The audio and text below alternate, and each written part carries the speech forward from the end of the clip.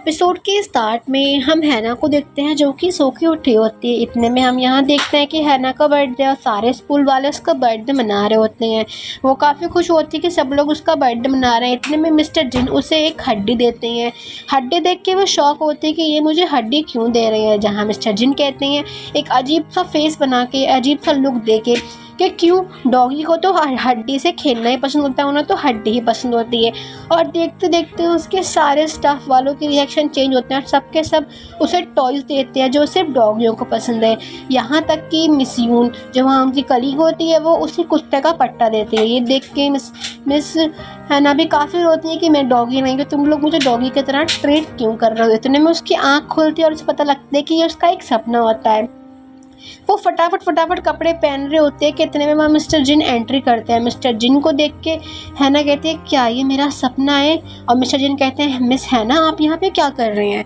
फिर उसके बाद वो मिस हैना को और अपने भतीजे दोनों को बिठा के पूछता है कि तुम लोग एक कमरे में क्या कर रहे थे। जहाँ मिस हैना उसे बताती है कि कल रात मेरे पास पुलिस वालों का कॉल आया था जहाँ उन्होंने बताया कि जिन लड़कों ने हमें पिछली बार बुली करने की कोशिश की थी उन्होंने आपके भतीजे को भी काफ़ी मारा था, इस वजह से मेरे को वहाँ जाना पड़ा था। अब यहाँ मिस्टर जिन को काफ़ी बुरा लग रहा होता है कि उसके भतीजे ने उसके गार्जियन के अलावा किसी तीसरी इंसान को कॉल की। अब यहाँ वो कहते चलो तुम्हें ये सब तो मुझे समझ आ गया, पर तुम लोग साथ में सो क्यों रहे थे, तुम लोग एक कमरे में क्या कर रहे थे। जहाँ पे उसका भतीजा साथ देते हुए कहता है कि एक्चुअली मिस्टर हैना उस टाइम ड्रिंक कर रहे थे जब मैंने उन्हें कॉल करके पुलिस स्टेशन बुलाया, तो वो ड्रिंक की हालत में इतनी ज़्यादा ख़राब हो गई थी कि मुझे उनका घर पता नहीं था और एक डॉगी से मैं क्या ही पूछ पाता। डॉगी का नाम सुन के मिस्टर जिन कहते हैं डॉगी क्या मतलब। तो वो कहते हैं मतलब जो मिस हैना होती है वो ड्रिंक करके डॉगियों वाली हरकतें कर रही थी, तो इसलिए मैंने ऐसा बोला। जहाँ मिस्टर जिन कहते हैं कि तो आपने इतनी सारी पी क्यों जब आपको ये सब करना पड़ता है। जहाँ मिस हैना भी उससे माफ़ी मांगती हैं। तो यहाँ ये दोनों मिस्टर जिन के घर से बाहर निकलते हैं और दोनों ही एक दूसरे को सॉरी एंड थैंक यू कह रहे होते हैं। जिनको साथ निकलता हुआ देख उनकी कलीग जिसका नाम मिस यून होता है वो देख लेती है। वो उन दोनों का पीछा करके पता लगाती है कि इन दोनों के बीच में आखिर हुआ क्या है। जहाँ वो मिस हैना से कहती है कि आई एम सो सॉरी कल रात के लिए। जहाँ उसे लगता है कि इन दोनों के बीच में शायद कुछ हुआ है और उसे काफ़ी गुस्सा आता है।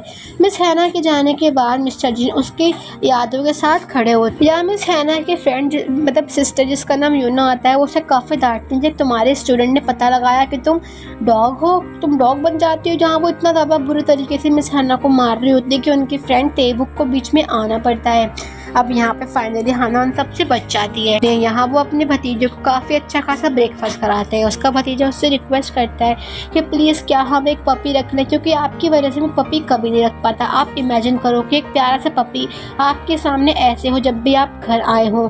अब वो कहता है कि अगर पपी हमारे घर में रहेगा तो फिर मैं घर नहीं आ पाऊँगा, और ऐसा करके वो अपने भतीजे को भगा देता है। यहाँ स्कूल जाते वक्त मिस्टर जिन की नज़र पड़ती है एक पेट शॉप पे जहाँ पे काफ़ी सारे पपीज़ मिल रहे होते हैं। वो उनकी फ़ोटो खींच के सोचता है कि क्या मैं अपने भतीजे के लिए सच में एक पपी खरीद लूँ, पर पपी को देखने के बाद ही वो फ़ौरन डर जाता है।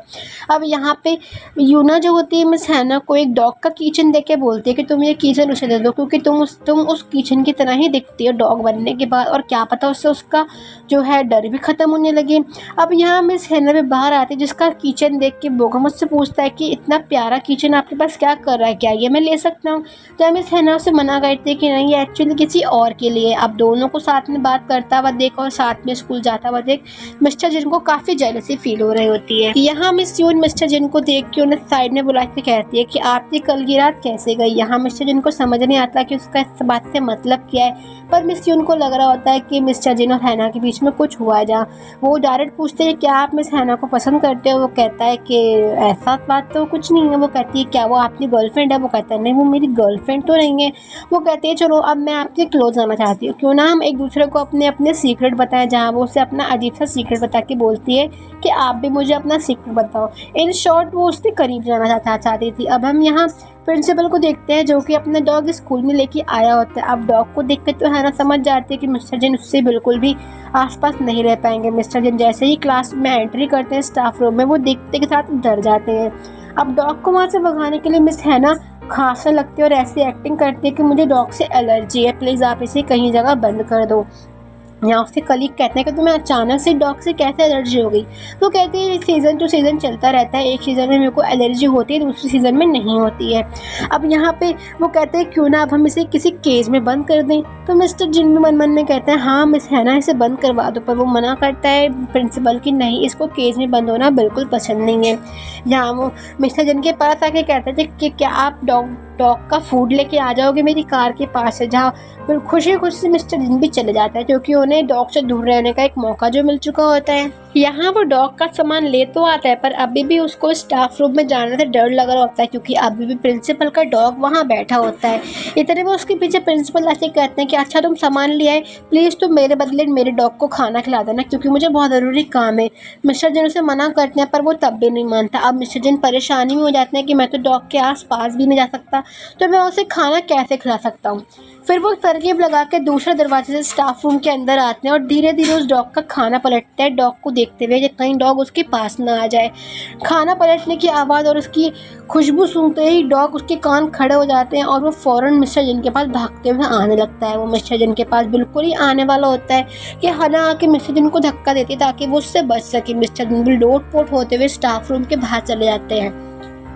या मिस हैना उससे माफ़ी मांगती मिस्टर जिन से कि मुझे माफ़ कर दो, मैं अपनी क्लास के लिए लेट हो रही हूँ।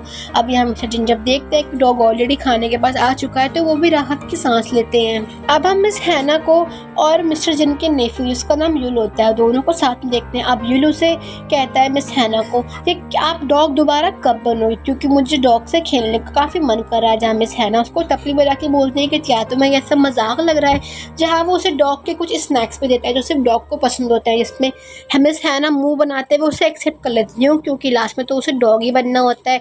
अब यहाँ वो उसे रिक्वेस्ट करते हैं कि वो प्लीज़ किसी को उसका सीक्रेट ना बताए, जहाँ वो भी उसको ऐसा करने से मान जाता है। यहाँ मिस्टर जिन जो अभी भी स्टाफ रूम में नहीं जा पा रहे होता है, जिसके पास बोगम आता है, वो बोगम से कहते हैं क्या तुम ये डॉक्यूमेंट मेरे डेस्क पे रख दोगे, पर बोगम वो रखने से मना कर देता है। फिर वो बोगम को केक देने का लालच देता है और केक का नाम सुनते के साथ ही बोगम चुपचाप से उसके डॉक्यूमेंट लेके अंदर चला जाता है और डॉग के साथ खेलने लगता है। वो डॉग को लेके बाहर आता है जहाँ वो मिस्टर जिन को देख के डॉग को छोड़ देता है मिस्टर जिन के ऊपर, उन्हें ऐसे ही मजाक में छेड़ने के लिए। अब डॉग उसके पास जाने लगता है और मिस्टर जिन डॉग को देख के खूब बुरे तरीके से डरने लगते हैं। डॉग उसके पास आने वाला होता है कि अचानक वो हवा में एक फ्रिस्बी उड़ते हुए देखते हैं। फ्रिस्बी को देखने के साथ ही डॉग अपनी दिशा मोड़ के फ्रिस्बी के पीछे जाने लगता है। जैसे मिस्टर जिन देखते हैं कि ये फ्रिस्बी किसने फेंकी, तो वो कोई और नहीं बल्कि हमारी हैना होती है जो वहाँ से बहाने बना के वहाँ चली जाती है। पर अभी तक मिस्टर जिन को इतना समझ आ चुका होता है कि मिस हैना उसकी हेल्प करने की कोशिश कर रही है। यहाँ मिस यून स्टाफ रूम में पूछती है कि मिस्टर जिन अभी तक यहाँ पे क्यों नहीं आए, क्या किसी ने उन्हें यहाँ पे देखा है, जहाँ वो कहते हैं कि नहीं हमने भी उन्हें सुबह से नहीं देखा। बातों बात में पता लगता है कि प्रिंसिपल अपने डॉग को लेके वापस घर चले गए क्योंकि डॉग का जो कंफर्टेबल कुशन होता है, फेवरेट कुशन, वो घर पर ही होता है। ये चीज़ सुन के मिस हैना जो काफ़ी खुशी होती है और वो बिना देरी करे ही मिस्टर जिन को ये बताने पहुँच जाती है, पर वो उन्हें डायरेक्ट नहीं बता पाती। वो मिस्टर जिन के क्लास के सामने आकर ज़ोर ज़ोर से फ़ोन पर बात करने की एक्टिंग करती है कि अच्छा मिस्टर प्रिंसिपल अपने डॉगी को लेके वापस घर चला गया क्योंकि डॉगी का फेवरेट कुशन घर में ही है। और वो ये चीज़ 2-3 बार दोहराती है जिससे मिस्टर जिन भी सुन लेते हैं और वो काफ़ी खुश होता है कि चलो फाइनली ये डॉग अपने घर चला गया।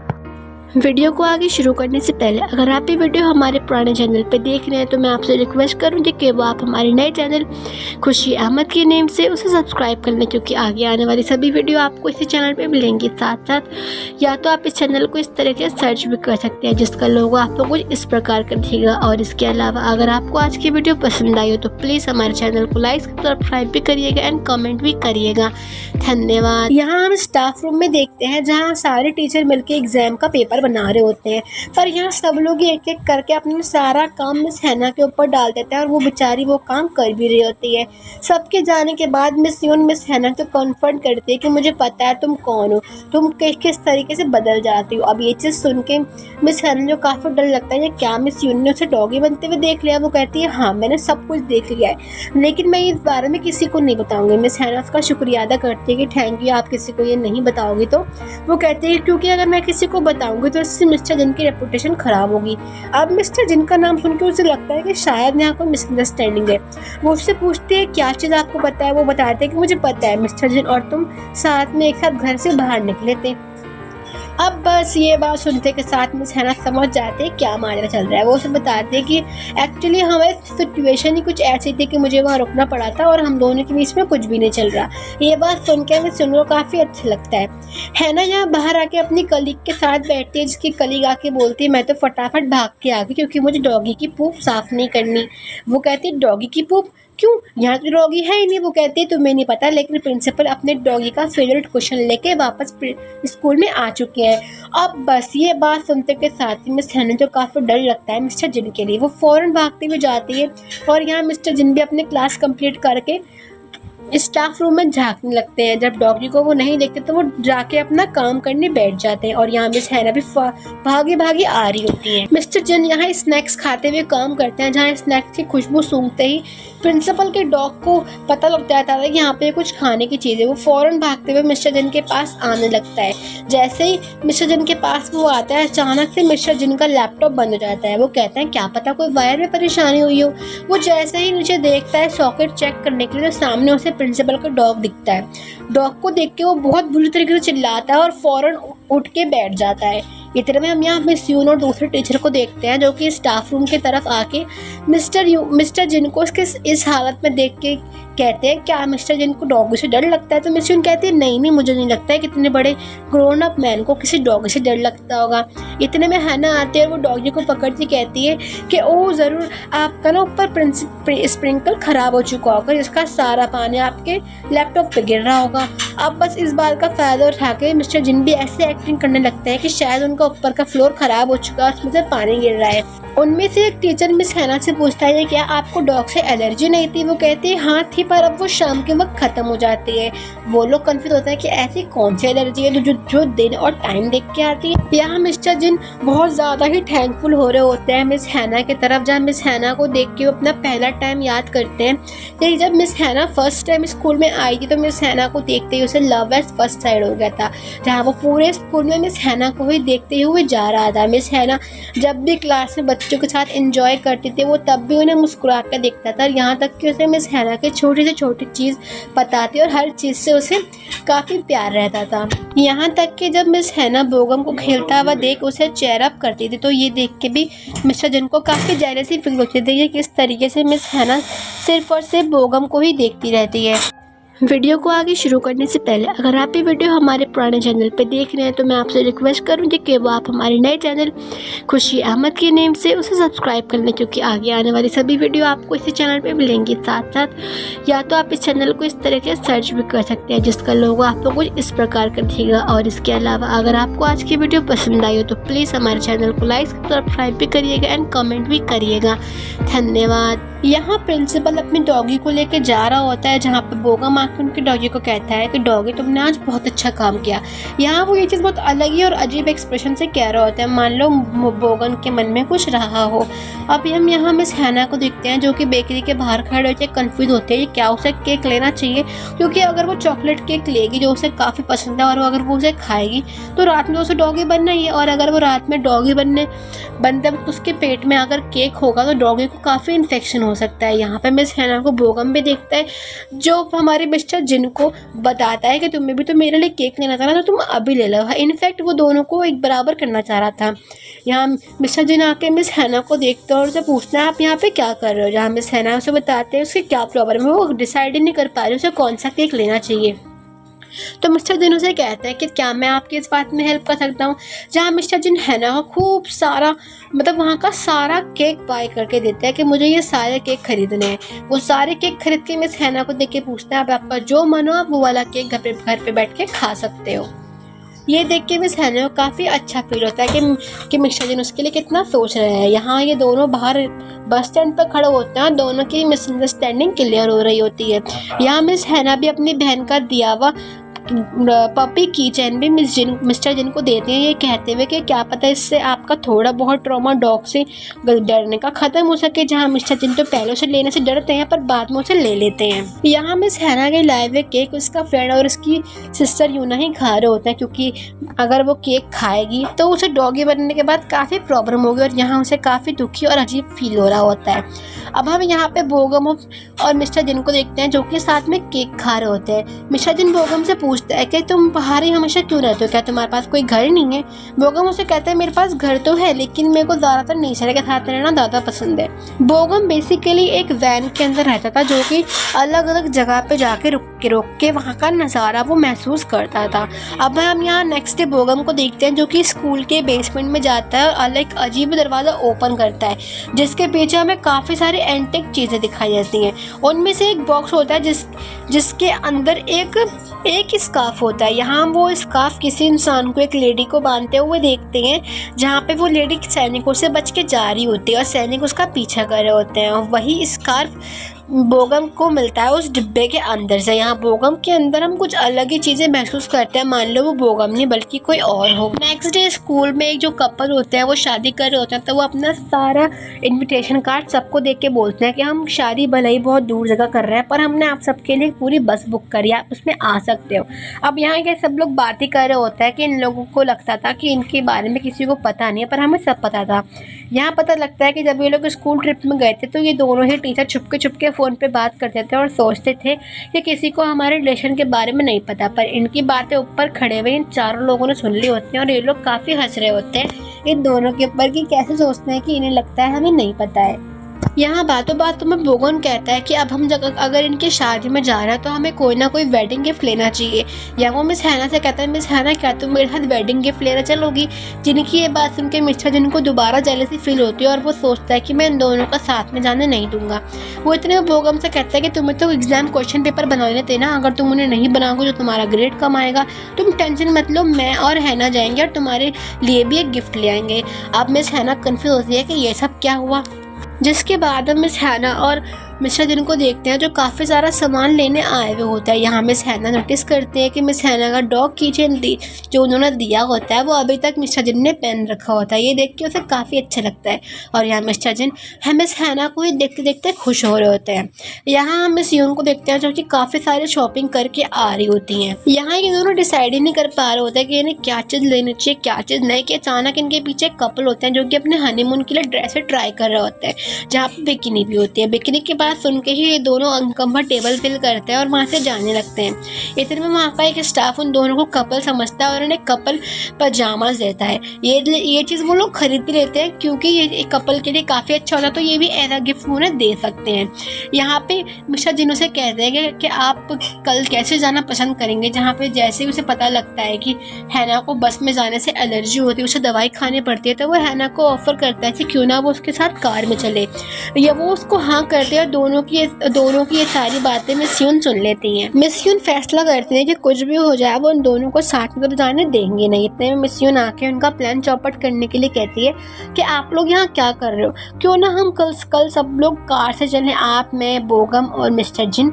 अब मिस्टर जिन को तो काफ़ी गुस्सा आ रहा होता है कि ये हम दोनों जो कैसे अलग करना चाह रही है, जहाँ मिस्टर जिन उसके मुँह पे ही कह देता है कि मैं आपके साथ नहीं जाऊँगा, मैं किसी और के साथ जाऊँगा।